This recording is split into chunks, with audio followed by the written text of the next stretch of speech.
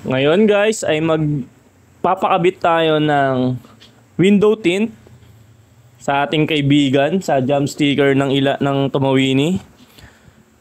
Bali ang ilalagay namin dito sa harapan na shade is 35%. So ito na yung cut na tint niyan. Ang sukat niyan, standard size na binebenta namin is 35 by 60 para sa windshield. At ang kakabitan natin is Hyundai Grace van.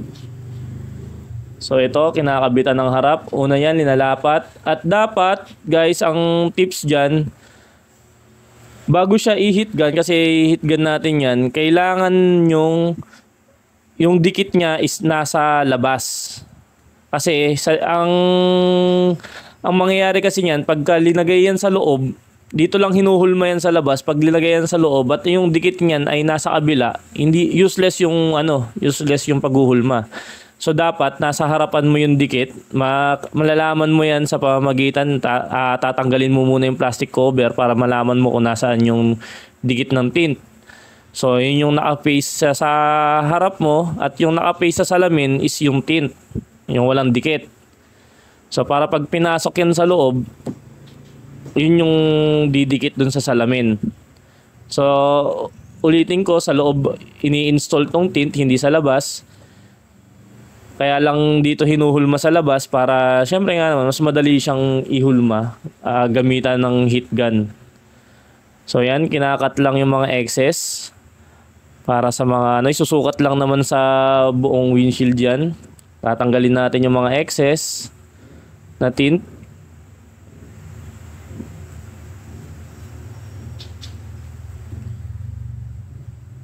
Sa mga nagdi-DIY dyan, siguraduhin may mga gamit din. Meron kayong cutter. At yung mga panglinis. Mamaya makikita nyo kung paano lilinisan yung tint. Kasi dating meron tong tint sa loob. Babaklasin pa yan. Saka may mga sticker din na dinikit. So sa pag-i-install talaga ng tint, ang pinakamahirap dyan is yung paglilinis. At syempre dito sa windshield. So mamaya meron din tayong video para dun sa sides, sa mga flat na glasses. Mas madali lang ang installation nun kaysa dito sa windshield. At ayan na nga, ini-heat gun na. Ang gamit ditong heat gun, nasa 600 watts na heat gun. So tinatansya na lang yan, depende sa layo ng buga.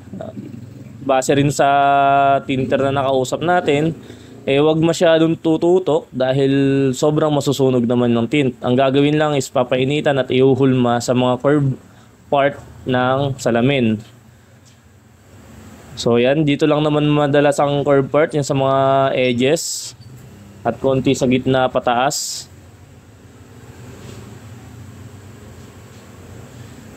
Ginagawa tong part na to para hindi siya mag-bubbles at hindi lukot-lukot pag i-install na siya sa loob. Kaya hinuhulma yan. Kasi hindi nga naman siya lalapat, lalo na pag ang glass mo is curve. So kailangan rin talagang lutuin sa heat gun. Ihulma sa heat gun. So sa mga nagdi-DIY, ito yung step-by-step procedure natin. At saka expert tong nag-i-install dito. Mga batikang tintero to ng Isabela. Lumalaban sila ng competition sa ibang bansa. At maganda yung panahon natin ngayon, mainit. Isang suggest din yan na pag magdi-DIY tayo ng tint, taon natin sa mainit na panahon. Dahil mas maganda ang kapit ng tint, mas maganda ang tuyo niya pag mainit ang panahon. Huwag niyong susubukang magkabit pag nag-uulan, medyo malamig dahil hindi maganda raw ang kakalabasan.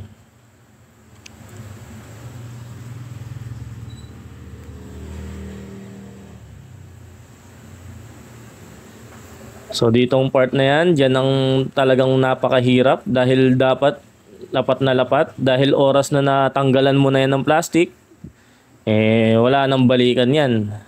Pwede mo naman siyang i-heat gun ulit.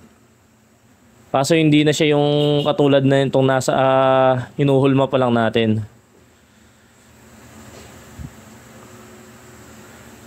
Cut ulit tayo ng mga excess.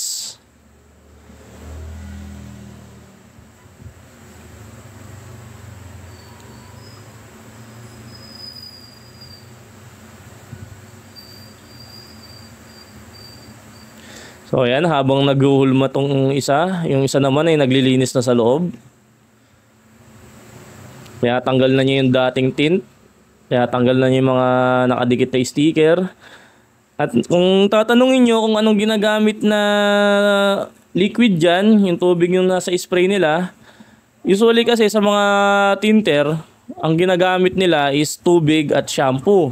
Pero dito ko rin na-discover sa dalawang to na ang ginagamit nila is tubig at yung panghugas ng plato, dishwashing liquid. Dahil tinanong ko, parehas lang rin naman ng effect, madulas din daw. At ang agandahan nito ay hindi masakit sa mata. Dahil ang shampoo talaga pag in-spray mo yan, ang sakit sa mata. Yan ang talagang reklamo dyan ng mga tinter. Dahil kada spray mo, yung mga tubig na tumatalsik, shampoo yan, talagang masakit sa mata. So yan ang ginagamit nilang panglinis, tinatanggal yung mga dikit ng dating tint. So gumagamit rin sila dito ng tool nila. Meron sila ditong metal planel pang baklas ng ng dikit.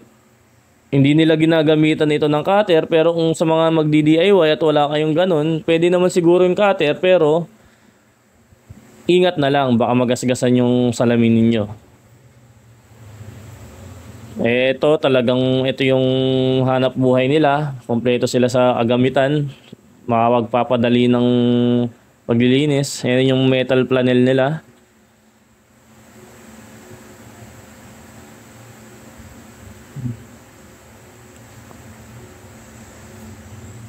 So, yan ang pinakamatagal na part, lalo na kung meron ka ng dating tint, ay ang paglilinis.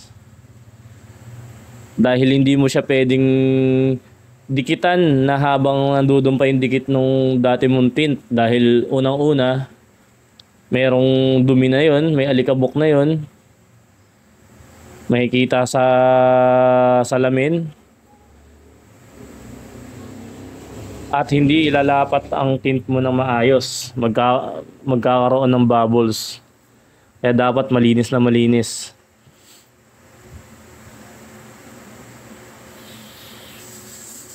So yan, after linisan, tinatanggal na yung plastic cover para lumabas na yung dikit. At yan, ini-sprayan ng tubig na may liquid detergent. Kaya nila ini-sprayan yan pati sa salamin para pwede pa nilang maayos yung tint pag linapat na nila sa windshield. Kaya meron tayong tubig dyan na may halong liquid detergent. Kung tubig lang, hindi siya masyado gagalaw. Kaya linalagyan nila ng ganyan. Ayan. Pagkalapat na yan, kung may pagkakamali sa paglalagay, pwedeng i-adjust dahil hindi pa siya totally nakadikit. Hanggat hindi mo pa hinahagod dyan, pwede mo pang ayus-ayusin. Ayan ang technique dyan.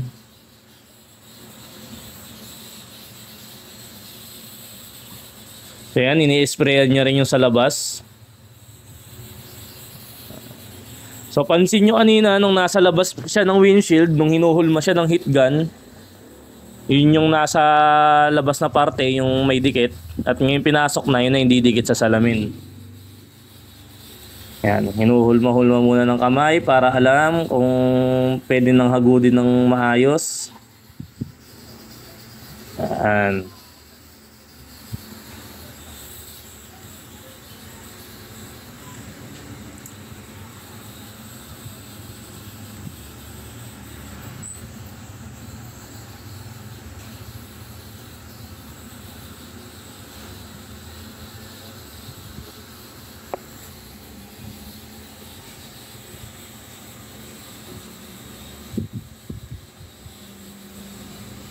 Nagtatanggal din ng mga excess. Ayan, katulad niyan, nagkamali doon. Ay, hindi naman nagkamali dahil hindi lumapat yung ano doon. Pwede pa rin tanggalin dahil nga basa pa yung salamin at saka yung tint natin. Ayan ang kagandahan yan. Ayan na, unti-unti nang hinahagod. Ang ginagamit niyang panghagod dyan is rubber squeegee. Pero pwede rin yung binebenta nating planel, yung kulay blue. Usually yun ang ginagamit rin naman. Pero sa kanya mas maganda raw yan. Kaya ini-sprayan niya kasi nagkakaroon ng friction between the rubber squeegee and the tint.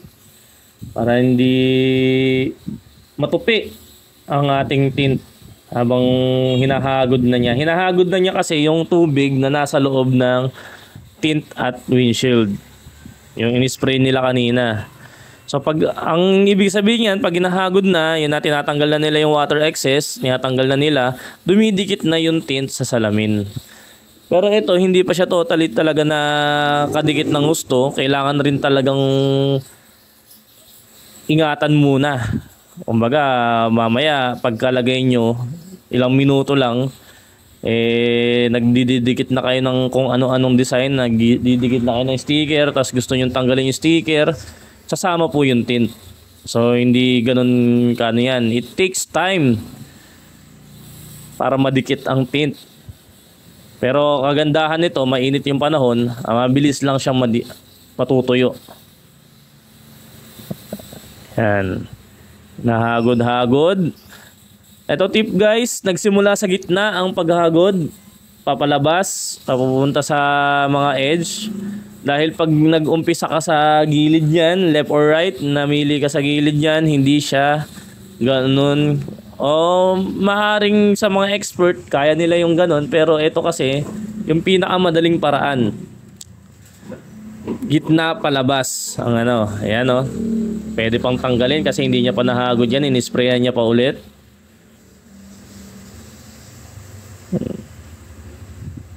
Kasi parang meron ditong part na hindi ata naluto na maigi. Na nagbababol siya. Dahil hinahagod pa lang niya ng kamay niya, alam na niya agad kung may ano doon, may kulang na ano pa, luto. Katulad niya no, hinahagod niya. Oh, di ba? So ulitin ko ang shade na to. Ang shade ng tint na to is 35%. Neutral black. Recommended shade to sa windshield ng sasakyan dahil nga hindi siya ganun kadilim pag ikay nagdadrive. At meron din siyang heat protection na rin kasi nasa 35% tayo. Pero hindi siya ganun kalaking heat protection unlike sa super black natin. Kasi talaga ang super black natin is blackout talaga yun. Malaking tipid yun sa aircon. Dahil hindi ganun ka init. Katulad yan sinasabi ko, yan, linower dyan sa dulo. Dito ata yung nagka-problema. Ayan. Yan, linalapat na ng husto.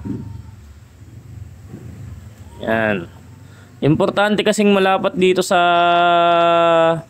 windshield dahil ito yung palagi nating nakikita pag nagdadrive. Kaysa naman maduling-duling tayo lalo na pag may lukot ang tint natin o may bubbles kasi magpo-focus yung mata natin doon. So talagang bawat detalye niyan, kung hindi nahagod na maigi, may natirang bubbles, binabaklas lang ulit at sa tinutubigan para mahatak ang ating tint.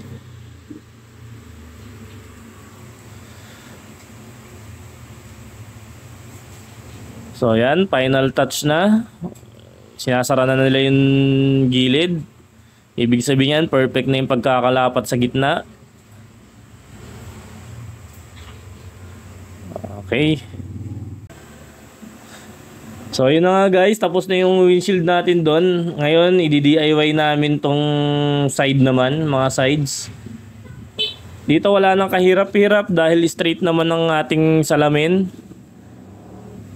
Likod, medyo curve dyan, pero hindi namin yan kakabitan muna.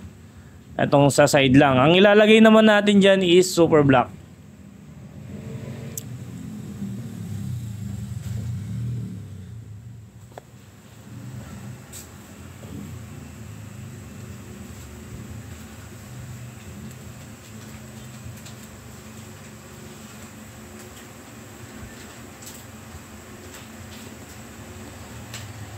So ito yung before niya. Ito na.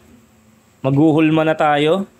So ganun pa rin ang process natin katulad nung ginawa ng mga professional tinter. So ganito ako magbaklas ng tint. Kinakagat ko yung dulo.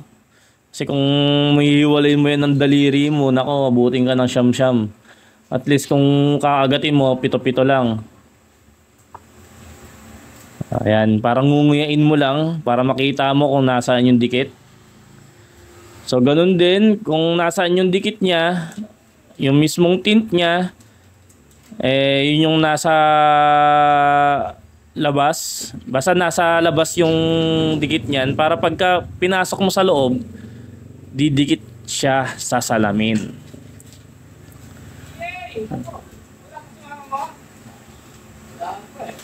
So yan. Yung nasa harap ko, yun yung may plastic cover na nagpoprotekta sa adhesive ng tint. At yung nasa loob naman, yung nasa kabilang side, yung tint mismo na may kasamang dikit. So yan, ginagawa namin, isuhulma namin. Meron kasi siyang rain visor. Kaya kailangan nakababa muna yung salamin. Dahil hindi nga namin makat dahil may rain visor dun.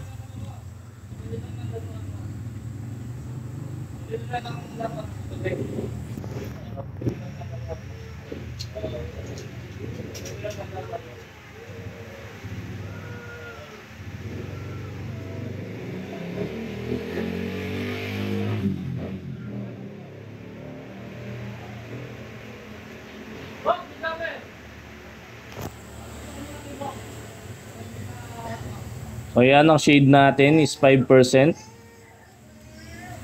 Ang tawagin ay super black. Brand pala natin ng tint natin guys is Turbo Chill. Dahil pag itong tint ang ginamit mo, hindi lang bibilis ang yung sasakyan, meron pang lamig na makakamtan. Available ito sa Shopee, Facebook.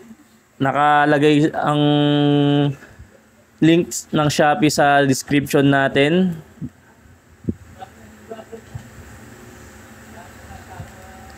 So yan, kinabit rin namin yan ng mainit ng panahon. Solid ang araw, kaya magandang magkabit ng tint. Yan, binabasa-basa ako yan para at least dumikit lang. Nahihirapan kasi akong idikit ng masking tape dahil nababaklas. Diba? Hindi nga kasi ganun tayo ka-professional. Pero graduate tayo rin ng YouTube. Graduate din tayo ng YouTube University. At nagkaroon tayo ng course ng pag-install ng tint. So talagang seller lang talaga kami. Di kayo marunong magkabit ng tint.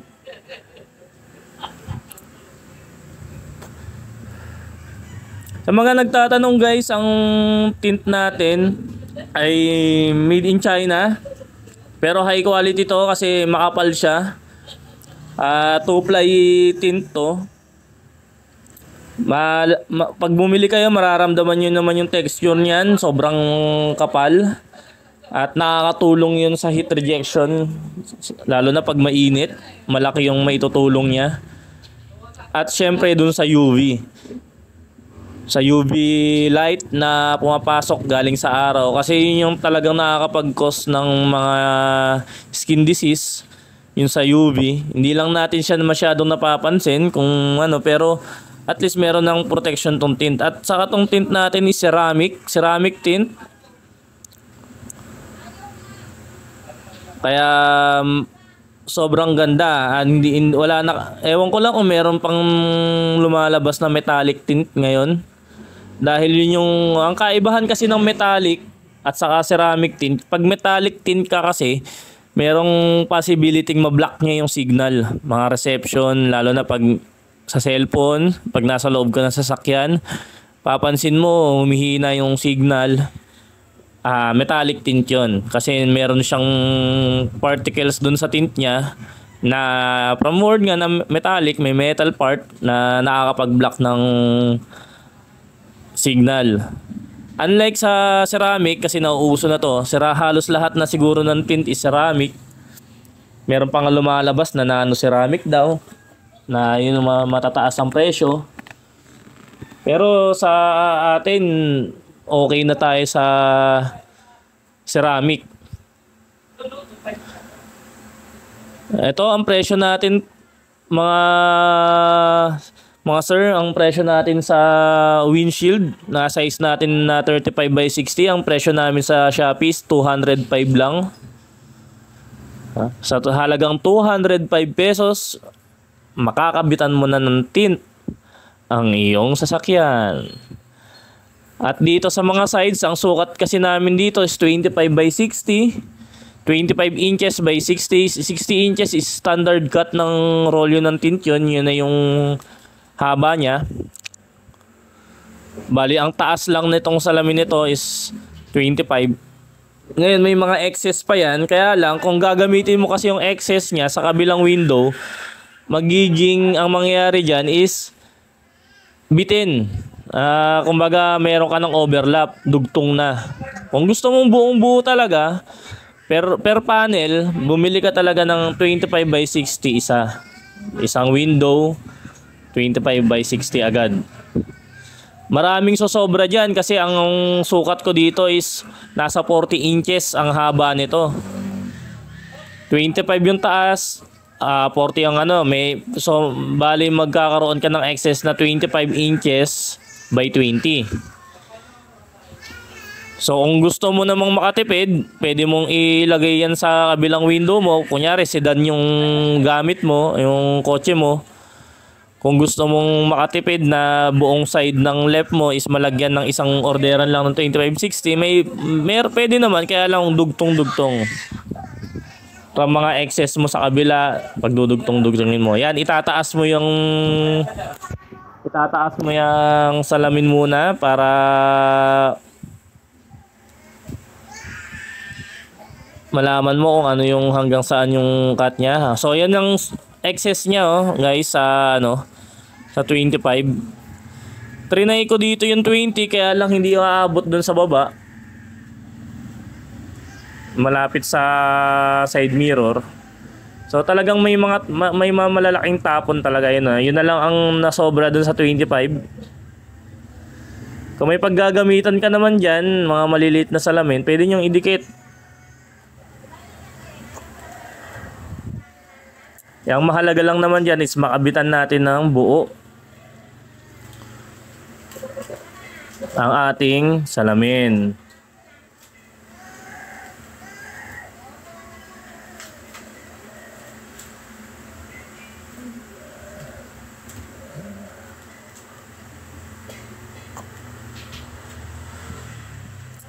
So yan, wala na tayong gagamitin dyan gagamitan ng pag-hit gun dyan dahil flat naman ang glass niyan.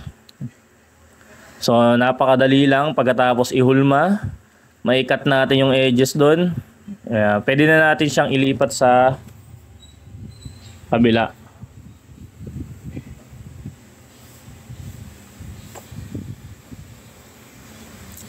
At ayan na nga ang pinakamagandang parte ng ating pag-install, ang paglilinis. Kasi dati rin itong may tint, di ko na pinakita yung video dahil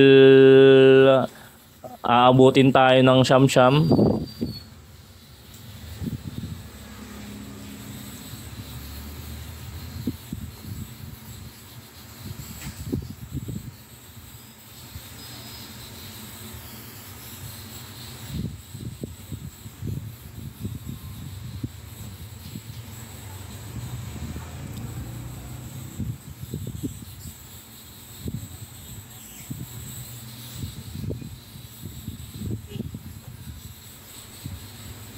So yan na guys, kakabitan natin ang ating tint na 5%.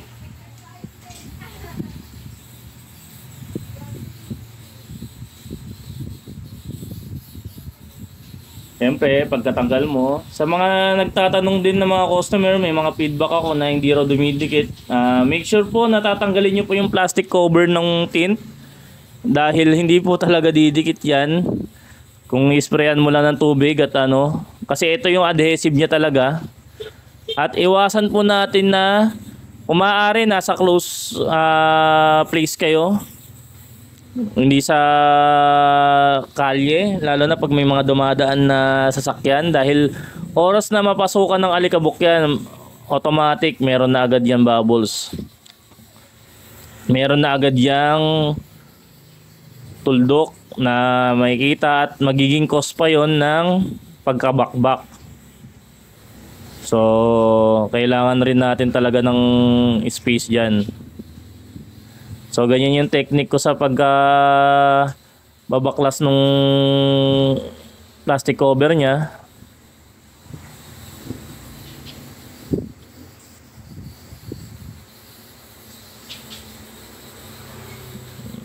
Ingatan nyo yan na na wag magdikitan yung dalawang dikit, dahil oras na dumikit na yon, mahihirapan na at may tendency pang mawala yung adhesive. So itong tint natin up to 5 years ang fading nito. Yan ang kagandahan ng tint natin. Kumbaga sira-sira na yung sasakyan nyo, pero itong tint okay pa. So ang presyo naman natin sa mga ganyang sukat is nasa 155, yung 25 by 60 inches natin na sukat dyan. 155, makukuberan mo na. Pero ang alam ko sa mga sedan, hatchback, kaya na yung 20 by 60. Ang presyo natin doon 120, mas makakatipid pa. Pero talagang sagaran na yun. Pero kung ikaw gusto mong makasigurado na at least medyo may pasobra, sabi nga nila mas okay ang sobra kaysa kulang, ay mag 25 by 60 ka na. Kaya magkano lang idadagdag mo? 35 pesos.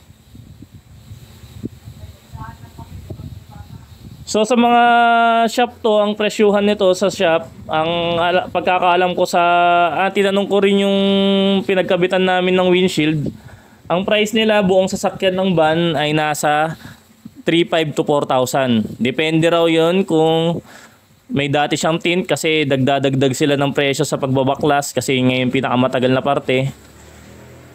Yun yung presyo nila. So sa amin, pag bumili ka,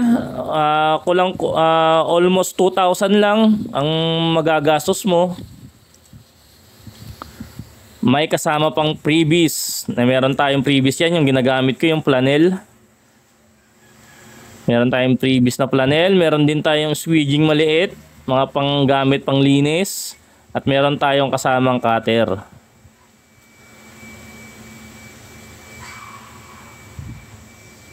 So yan, ang nangyari yan, sumobra yung tint sa salamin. Ang sabi rin sa akin yan, wag sosobrahan dahil matatanggal dyan yung dapat mas meron siyang margin. Meron siyang margin dun sa salamin na at least nasa 1 to 2 mm. Kasi nga pag sinobra nyo yung tint, mas madali siyang mabaklas. Ayan, kakaterin ko pa yan mamaya. Kayong katat.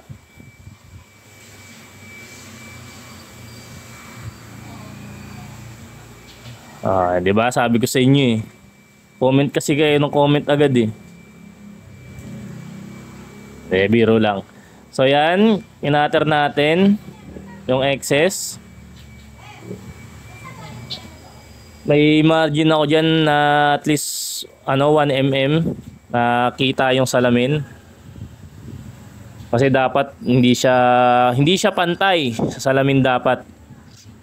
Kasi akala ko dati mas maganda pantay para buong buo. Hindi pala pwede yun dahil kailangan may margin talaga para dikit na dikit siya sa salamin.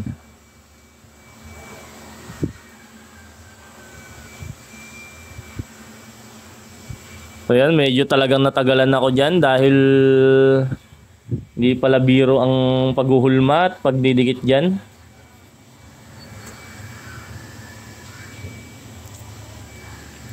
Pagandahan lang nito, nakasave kami ng pera dahil DIY lang namin.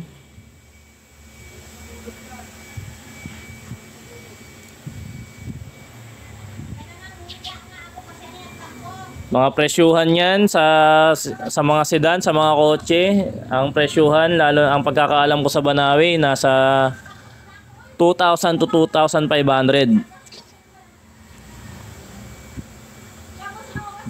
Hindi pa ganun kaganda ang tint nun. Hindi naman ako sa naninira, pero subukan na lang natin. Kasi meron mga tint na tinatawag na mabibilis mag-fade. Ayaw ko lang magsabi ng brand, pero sikat yung brand na to. Ako reseller, seller ako na gusto ko dating i-import yun, kaya lang pang lang siya talaga, pang budget meal na tint. Yun yung mga presyong 2,000 to 2,500. Pero pag ang mga tint medyo magaganda, ang presyohan dyan sa Banawe sumaabot ng 5,000. Kotse pa lang po yun. Lalo na pag mga sikat na brand like 3M, naabot po ng 20 million dahil sobrang mahal ng 3M.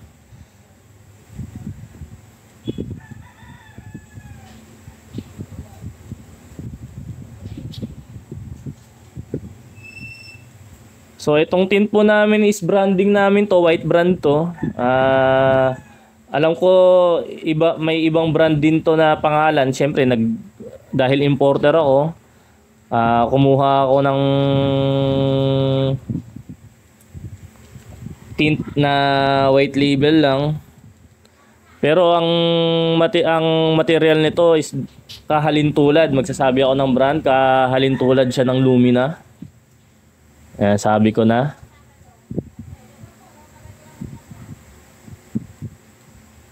Dahil sa totoo lang, pare-parehas lang rin naman ang material niyan. Iba-iba lang ang branding pagdating sa Pilipinas. At syempre, ang presyo natin is reasonable and affordable.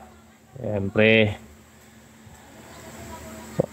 So ito yung sa harap, 35% yan yung sa harap. So ito na yung finished product namin. Medyo nag-rush lang kami dito sa mga ibang part, di na namin binidyohan. At yun yung sinasabi kong pagka hindi tinipid kasi namin, kaya yan may overlap. Ayan, may overlap siya. Tinipid kasi namin yung tint. Hindi namin 25/60 na per panel. So okay lang naman sa papa ko. Papa ko naman yun eh.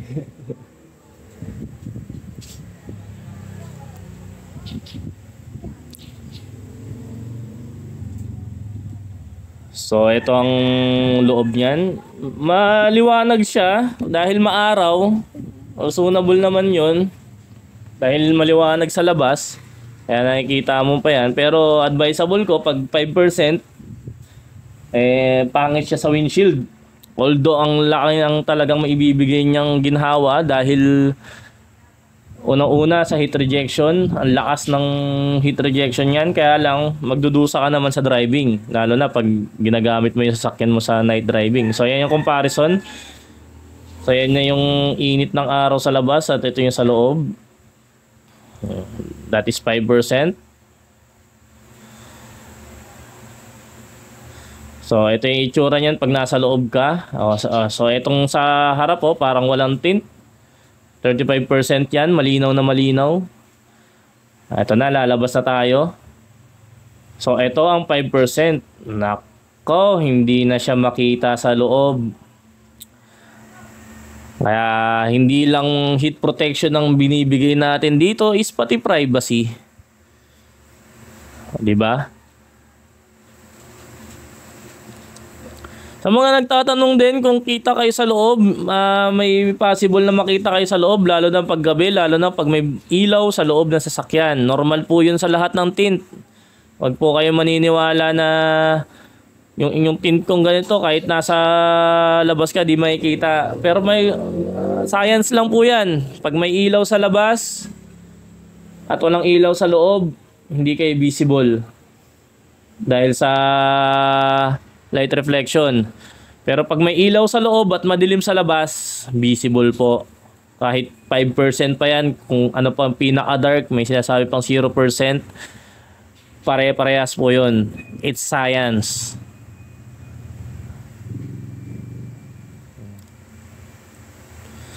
So, yun ang ating item natin dyan, ang ating Turbo Chill tint. Meron tayong shade dyan na vibration, meron tayong 5%. Ito nga yung super black, meron tayong 15%. Yung mga medium color, medium black, meron tayong 35%. Yung in-install natin sa windshield. At meron din tayong 50% ang clear. So, dagdag pogi sa ating sasakyan ng tint. Dahil mukha siya talagang elegante na. Oh. Kita nyo naman, no? Tinabihan pa namin yung bagong van.